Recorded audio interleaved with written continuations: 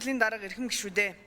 Монгол Улсын засгийн газраас 2025 оны 3 дугаар сарын 26-ны өдөр Улсын их хурал зөвшөлдсөх хэлэлцүүлэхээр ирүүлсэн Транс-Азийн төмөр замын сүлжээний тухай засгийн газар хоорондын хэлэлцээрийн нэмэлт өөрчлөлтийг сойрхон батлах тухай хуулийн төслийг Монгол Улсын их хурлын чуулганы хуралдааны дэгийн тухай хуулийн 77 дугаар зүйл заасныг үндэслэн аюулгүй байдал гадаад бодлогын байнгын хороо 2025 оны 4 дугаар сарын 1-ний өдрийн хуралдаанаараа хэлэлцлээ.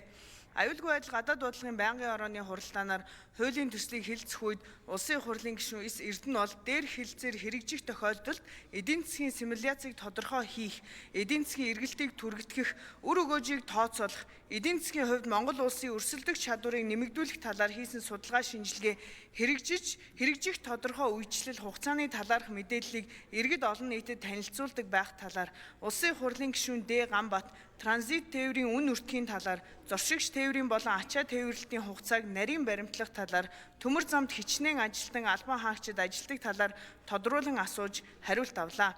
Улсын их хурлын гишүүн Э. Болормоо Д. Гамбат нар хуулийн төслийг дэмжиж байгаагаа илэрхийлээд далаад гарцгүй Монгол улсын хувьд олон улсын гэрээ хэлэлцээрүүдэд нэгтгэх нь зөв зүйтэй бөгөөд цаашид экспортын бодлого, худалдааны бодлого, эдийн засгийг илүү бэхжүүлэх бодлогод анхаарч идэвх санаачлагтай ажиллах, төмөр замын бүтээн байгуулалтад онцгойлон анхаарч цахилгаан галт хэрэгтэй болох боломж нөхцөлийг судлах, транзит тээврийн асуудлыг нарийн төлөвлөж боловсруулах шаардлагатай талаар үг хэлсэн болно.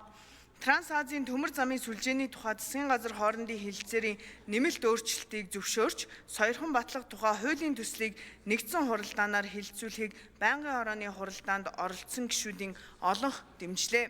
Улсын их хурлын эрхэм гишүүдээ.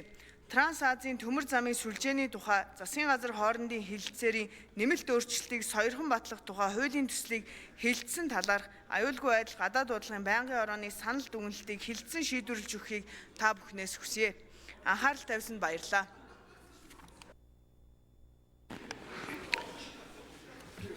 За. Ажлын